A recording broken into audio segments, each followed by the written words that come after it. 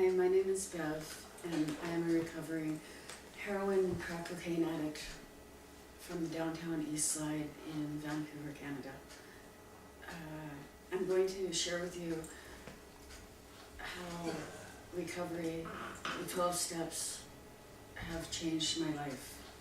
I'm going to share with you a little bit of what life was like for me and how life is different for me today.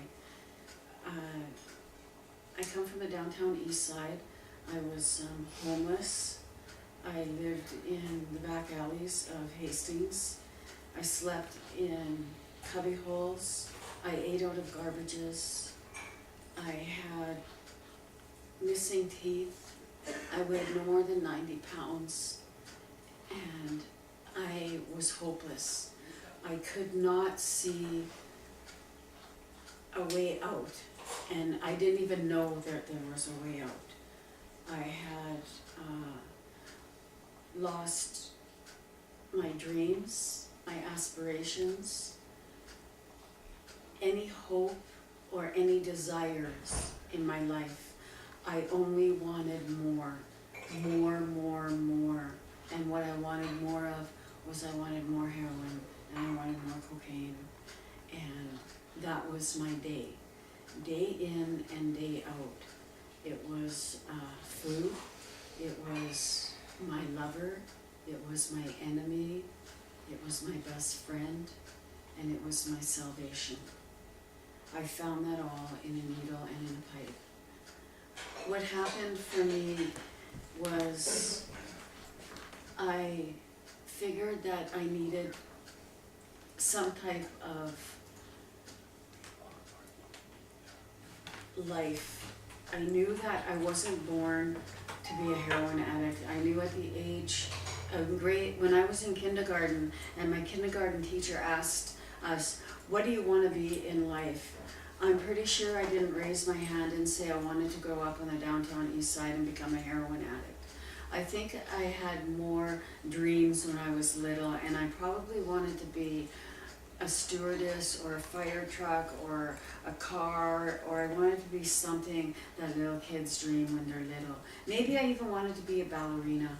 I don't remember, but I know that I did not want to become a homeless heroin junkie on the downtown east side. Somewhere along the way, something happened to me, and that's what I became.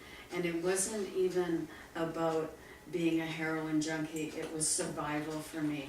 I prostituted myself, I sold I sold everybody, I sold anything. I ripped off people, I ripped off myself. My addiction stole from me the ability to be me. It stole from me the ability to be a mother. I couldn't be a daughter to my mother. I couldn't be a mother to my children. I couldn't be a functioning friend. I couldn't be a functioning person living in society. I came to Cocaine Anonymous Fellowship, and I heard people talk a language that I didn't understand. I had no idea what they were saying. The odd time I would hear somebody talk about a needle and that would catch my attention, or they would talk about a pipe, and I understood that language. I understood when they said that they were running from people in trees. I got that. I understood that, and I heard that. And I heard them talk about these 12 steps, and I didn't understand at all what they meant. And I would read these 12 steps off of the walls, and my life was not unmanageable. It was pretty manageable for me living on Hastings. I had maintained living down there for so many years that I was surviving. What happened for me was I figured out a way to make that life acceptable to me. And I figured that out through drugs. And now I had to come into these rooms and realize just how much of myself I gave to these drugs, how much of myself and my morals and stuff I gave to drugs. And I thought, you know, like here's these people sitting around these tables in these rooms and they're talking for the first time about some feelings. They started to talk about emotions, stuff that I never could say when I was downtown. Like nobody came up and said, hey Bev, how was your day today, man? How are you feeling? That stuff didn't happen. And I couldn't say, well, I'm feeling kind of vulnerable today and I'm full of fear that like the drug dealer is gonna catch me and I'm probably gonna get arrested from the police for selling drugs on the corner. Yeah. I walked into these rooms and they said, you know what, Beth, I know what that's like. I know what it's like to be scared. And I know what it's like to sit up all night and wonder if you're gonna have enough to get you going in the next day. They taught the language that I understood. And I said, you know what, like I want this. I just don't know how to get from the wanting to the actual living. I didn't know that I needed to have this. I just didn't want to use for that day. I didn't want to have to walk from this clean room into the dirt of Hastings again. All of a sudden I had clean pants on that weren't dirty within an hour. You know, I wanted to have clean hair and a clean body and I wanted to fucking be a part of this new thing that was happening. You know, because I wasn't alone, because I looked around the room and there were other people that were here with me. And so I said, you know what, like I need help. And they were willing to help me and I became willing.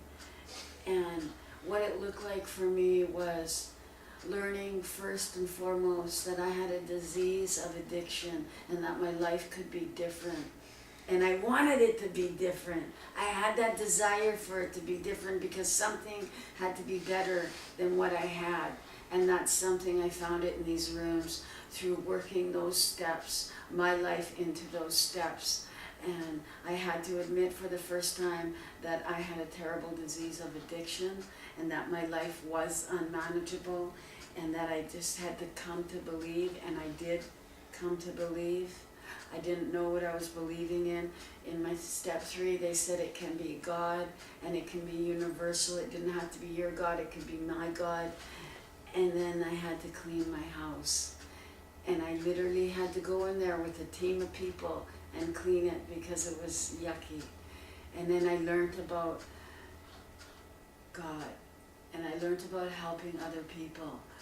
And through that, I can stay clean and sober one more day and I can spread some hope. Because you know what? I was homeless, heroin junkie from the downtown east side. I was a thief, a robber, and I had spent many years inside of a federal institution. Today, I work in a female treatment center. I have a full-paying job. I have some serenity and I have moments of clarity in my life today. And it's because of this program.